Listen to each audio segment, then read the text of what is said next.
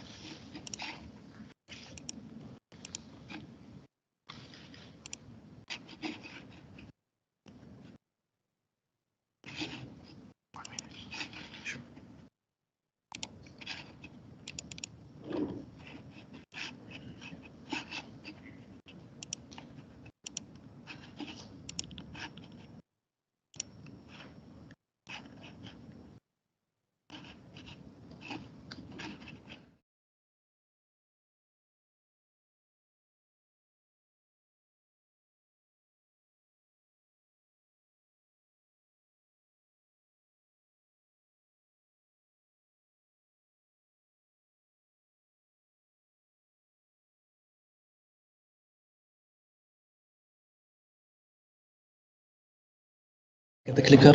Assalamu alaikum. Prof. Alawi, Prof. Suleiman, Prof. Zari, Prof. Asbukhai, Dr. David. Thank you so much for the host today. And I would like to thank the MBRU management and Professor Lisa as well for nominating me, and hopefully it will be a journey that will explore a few things with everyone. Just one minute. Okay. Good morning. Good morning. Good morning. Yes, now I can hear you. Anyway, I usually like to walk on the podium, but today I'll try to do it in a different way. I would like to thank you, Prof. Alawi. You made my life easier by mentioning that in the world of medicine, you cannot predict your journey. And Dr. David, thank you for mentioning the magic word, which is passion. The biggest and the most important ingredient for us to continue our journey in the field of medicine or any other field we choose is passion. But what is passion? How to keep up the passion? What are enemies of this passion? And how to continue with it? I'll start with His Highness Sheikh Mohammed saying that positivity is a way of thinking and happiness is a lifestyle.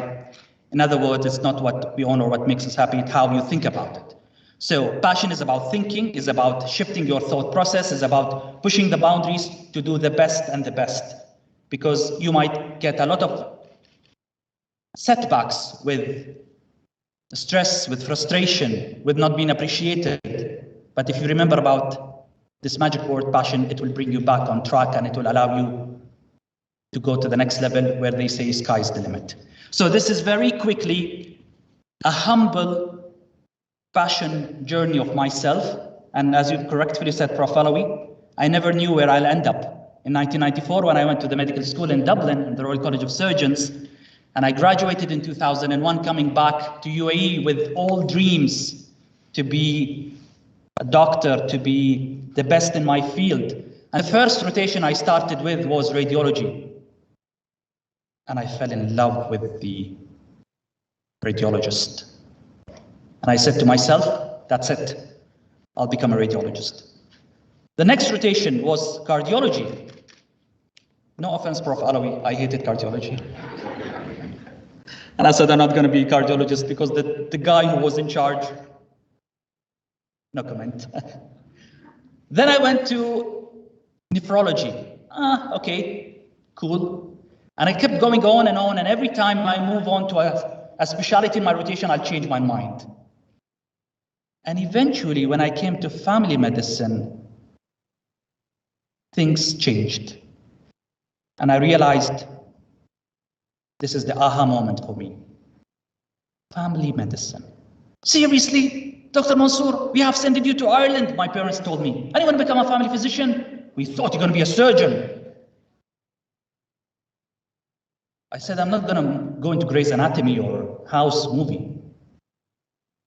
What made me like family medicine. And this was in 2004 when I entered into the Arab Board program for 4 years, the specialty program. I realized that I enjoy listening. It's all about listening. Family medicine is all about going the extra mile and trying to read between the lines the energy level of the patient. And I was fascinated with that, and I realized this is what I want to do.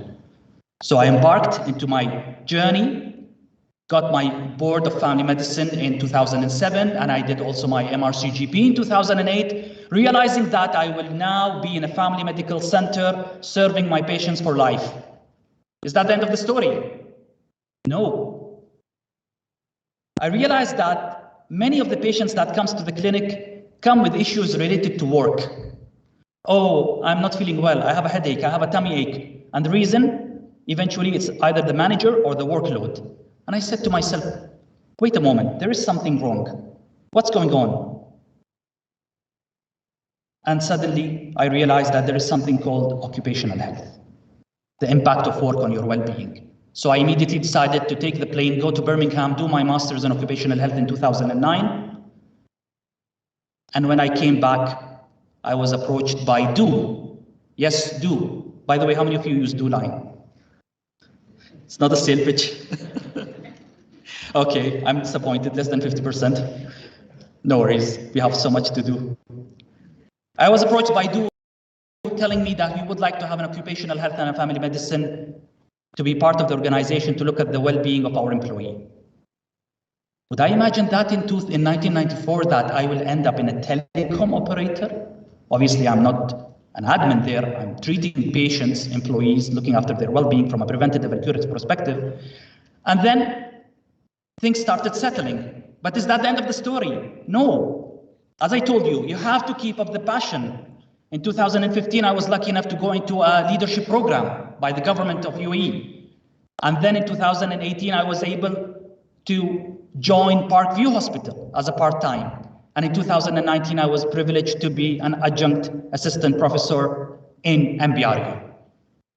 So, although it was a long journey, but it's never ending. And as Prof. Alawi said, it's an ongoing learning that you want to have to go through. But what is the biggest enemy to passion? I'll try to speed up in my slides, only 5 slides, but it will take ages if I keep talking like that. The biggest enemy to passion is stress. Why? A little bit of stress is good, but as you go on and you kept on getting into stressful situations, you will lose the momentum, you will lose the energy, and eventually you will go to boredom, depression, etc., etc. Yes, medicine is a very high demanding job, absolutely, no one said that. On calls, it's not easy because you are at the hospital. Any moment a patient can come. So if you are not passionate about it, you will find it difficult. Nevertheless, what types of stress we are talking about? Various stressors, because stress, as we know, is just a reaction of your body to some trigger. This trigger could be a stressor, which is external. For example, your in-charge physician, or your long working hours, or your night duties, or family conflicts, etc. Or it could be internal stressors. Any examples of internal stressors that could demotivate you? I'm sure you've heard about the imposter syndrome. You'll start doubting yourself. Am I good enough? Oh, no, my colleague is better than me. How come? I was the top student in my medical college and I was the middle student. And how come now that middle student is better than me in diagnosing and finding out cases? You'll start getting into the trap of imposter syndrome. If you don't know about it, have a look on it. All these are stressors that will try to pull your energy, drain you, and you will fall a trap inside this cycle. You will go into a vicious cycle that will affect your body, emotions, and behavior. I don't want to dwell much time on the slide, it's self-explanatory, but let's go very quickly and just try to give you some keys related to how to recharge your passion. Because as I said, as we go on in our journey in the field of medicine, whether we end up in management, in leadership, in being a consultant physician, being an emergency, you name it, there will always be these challenges because we know that life is difficult. Who said life is easy? But it's the beauty when we realize that and we deal with passion and we try to steer the wheel, trying to get the best out of it. So how do we recharge the passion? Very quickly, I'll go through some of the key points, although I would like to explain them more, but due to the time limitation, I believe I'm done with my 20 minutes. I still have time? Okay. What is your passion recharge stations? To make life easy for you, I know we love mnemonics as medicals. Remember the mnemonic HAPPY. H is health. Take care of your health. And when we say health, I mean the physical health here, in terms of moving, eating, sleeping, and obviously we know the benefits of moving naturally and exercising and the role of endorphins and etc., the role of eating and having a good immune system and so on and so forth, because you might be so passionate, over passionate, that you'll forget to eat your meal when you're on call. No, I have a patient to take care of. No, it's fine. Yes, we know you're empathic enough and you're caring, but you have to take care of your body because that's the tool that you will use to take care of others. But here is the catch, and here is the biggest catch in this circle of health. How to be a role model when it comes to physical health. Can I ask a question? How many of you today go to the gym?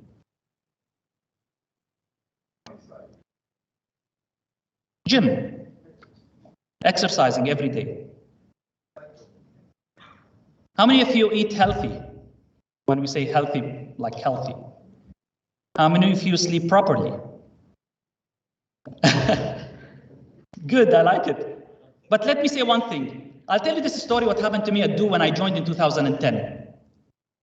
You know, in the hospital, when we do on call, we go to the canteen of the hospital.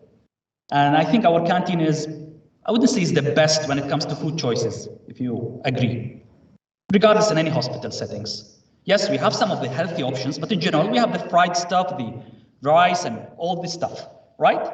So we used to pick up whatever we want, and then we'll sit with my colleagues and chat and go. When I left the hospital setting in 2010 and I joined DO, on the first day, I went to the canteen to get my breakfast, and guess what happened? Everyone stood aside waiting for me to choose the food.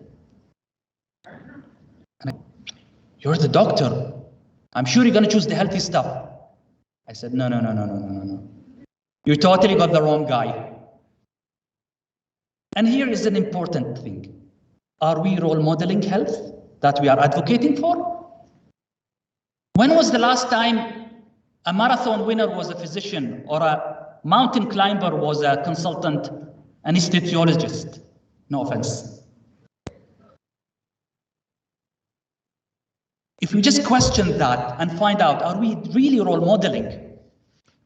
Only once, Prof. Alawi, I brought a fizzy drink to the clinic. And I was hammered by the staff. You speak about wellness and well-being and you're a physician and you drink fizzy drink? So it was an eye-opener for me. Being a role model is very, very important. I know we hear stories of physicians smoking in the accident emergency, outside the accident emergency due to stress. That's not an excuse. We move on very quickly to the next. Around me, my families and my friends. Invest your time with them. Don't think because you have to do on duties or you're just so passionate that you forget. Because when you look at your family and when you take care of them, you will realize that you're doing such a noble cause because you're working hard for them and for others in the society. That will reflect on your passion and fuel when you know that there is a family that you are taking care of. And the last thing you want to do is go back home tired and your kids comes to show you something and you tell them, no, I'm busy now or I'm tired. No. Let that moment of bonding with your kids and with your family members be a tool for you to keep up the passion. Pause. Faith and mindfulness. I wouldn't iterate how much is important here that we need to connect with our God, take the strength from him, and continue reminding ourselves and recharging ourselves with positivity. Because in many incidents of life, why me? Why my colleague got promoted and I'm not promoted yet? There is something better kept for you. Do we believe in that? Yeah, keep it for the newspaper. No, we need to practice it so that the passion does not go down. Purpose. Don't forget your hobbies. If you have hobbies, keep doing them. It doesn't mean because you're a physician, you're not allowed to live normally, as Prof. Arabi said about the work-life balance. And here is the message about continuous learning and ongoing learning. Be curious as much as possible. Don't be judgmental. That is the end of our career, the moment we become judgmental. Oh, what he thinks him saying by, and he didn't say salam alaikum. Maybe he's busy in something, maybe he's having an issue. Why always we think negatively? This is also very important, curiosity. And last but not least, humanity. Again, going back to the principle, as Prof. Arabi said, giving back to the society, being thankful. Tomorrow, if you have a clinic of your own, just decide one day in a month, I will make it for free. It has a huge impact, and it will remind you why you decided to become a physician one day. So this is very quickly, few recharge stations for personal passion. When it comes to workplace passion, very quickly, 3 important points before I end up with a tool that you can use it on a daily basis, and then I'll finish my talk.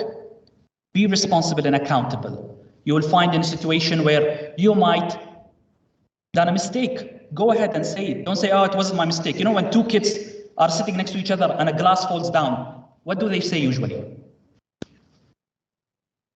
Be accountable, be responsible. It will take you to the next level of passion.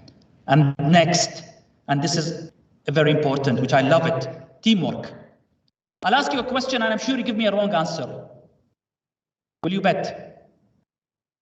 Prof. Suleiman, what is the role of the goalkeeper in the football team?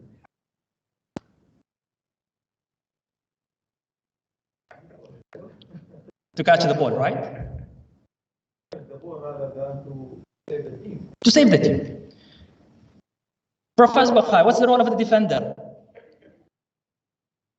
Defend himself. Dr. David, what's the role of Messi? The attack. To win. Thank you. Now, I apologize, your answer was wrong. And I apologize, Prof, your answer is wrong. But I will agree with you, Dr. David. What is the role of a team? To win.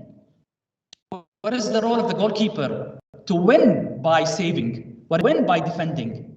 So if we are in our practice not in a team approach, in a team mindset, we will never win, because our ultimate goal is the patient, not my ego. The challenge with physicians is ego. Be aware of it. No. I know the answers. I know the answer. I'll answer it first. No, it's not about you know or you don't know. We know you're no. We know you're smart. We need to be humble. We need to work as a team, because we are serving a patient. We are not serving our ego.